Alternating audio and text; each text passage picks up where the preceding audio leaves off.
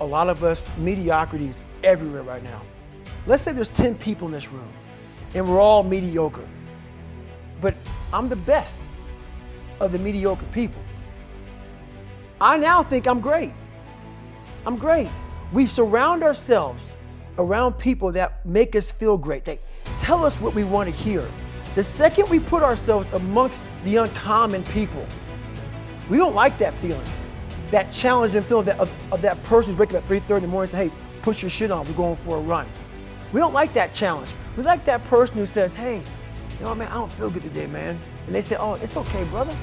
Take a day off, man, we'll get a pizza and shit, watch the game. We like that. We don't want that person who's constantly challenging our weaknesses.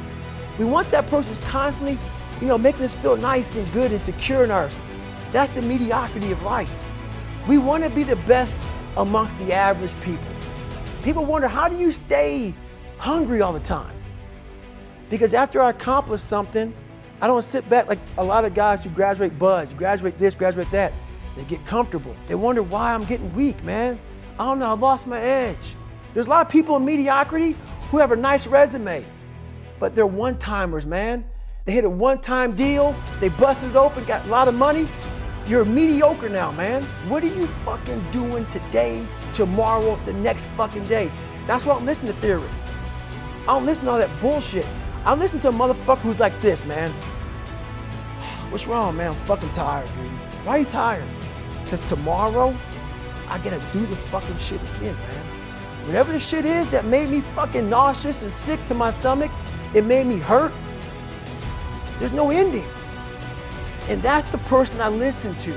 That's the person who's gained knowledge. You gain knowledge through suffering. And on the other end of suffering is a world that very few have ever seen. It's a beautiful world, because that's where you find yourself. You don't find yourself in over here. You find yourself on the other end. Like the 100-mile race I was on, I ran it for 24 hours. I found myself on the other end of that fucking race. That 19 hours. We feel that shit, our mind says, oh no, this isn't fun. We should back off. We should sit down, find something more comfortable. And there's something about the mind. The mind has the tactical advantage over you at all times. At all times of your life, the mind has a tactical advantage over you. Why is that? It knows what you're afraid of. It knows your insecurities. It knows your deep, dark lies. And it starts to push you away from that shit. It pushes you in a direction that is comfortable. The mind controls everything.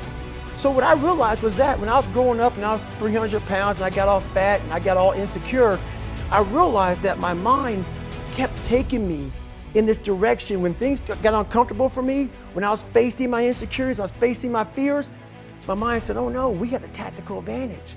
We need to get you, separate you from this feeling over here. Life's all about feelings.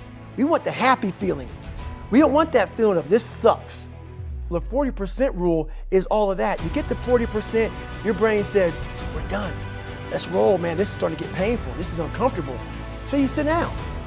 You have to figure out ways, and everybody's different. That's how the book comes. It's a practice that you have to, it's a habit. So if you know that at 40%, I'm feeling pain, that's where the 40% rule kicks in. Now it starts. Okay, I'm feeling pain. My mind's saying all this shit to me.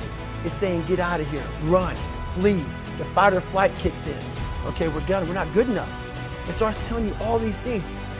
This is the time where you have to gain control back in your mind. It's okay, let me see if I can go 45%. And once you start giving yourself more and more hope and start realizing, okay, the mind starts to be, okay, what are you doing? We're supposed to be going right and you're going left. You start then controlling your mind. Start finding more in yourself, and then it goes from 40% to a lot further than that. But that's the start of it though. Get to the spot where your mind is saying stop when that shit starts to work for you. You gotta control yourself in that moment.